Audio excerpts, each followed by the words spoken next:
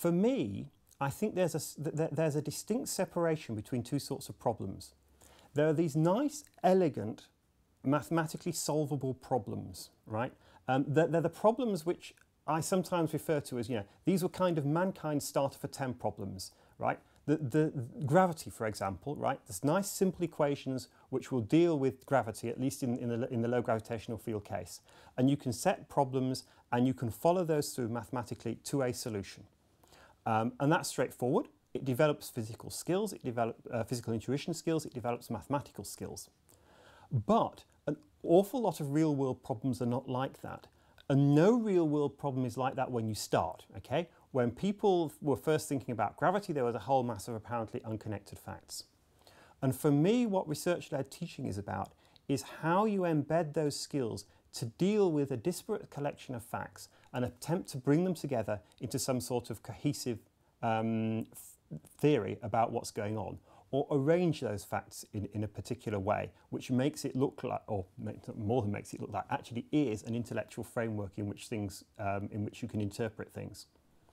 So that in itself is largely actually about teaching the research skills, and those are really, really difficult to teach, right?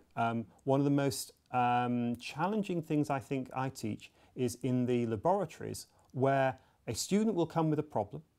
If you're teaching this right, this is a problem which may have solutions, but you're not forcing the student into any particular solution.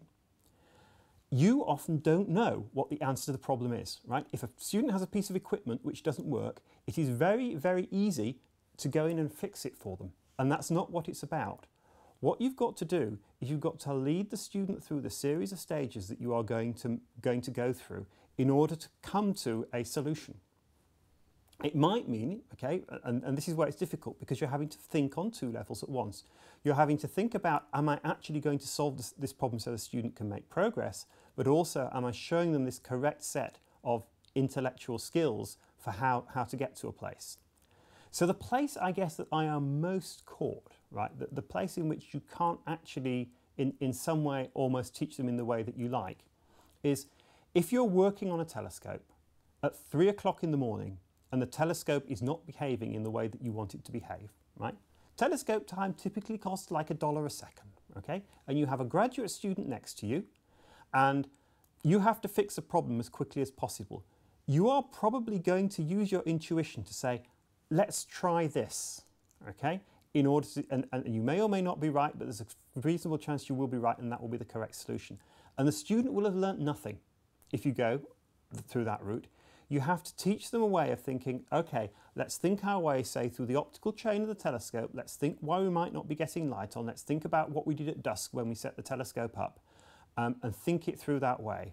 And hope that that way you will get to the solution and have taught the student the useful skills so that in future they'll be able to troubleshoot what's going on. The other thing you can do in situations like that is almost arrange for there to be a crisis, right? When you actually disappear out of the control room and go and get a cup of tea can be a very useful weapon for teaching students how to do things because you know what's going to happen next and they have to be left alone to see if they can cope with it.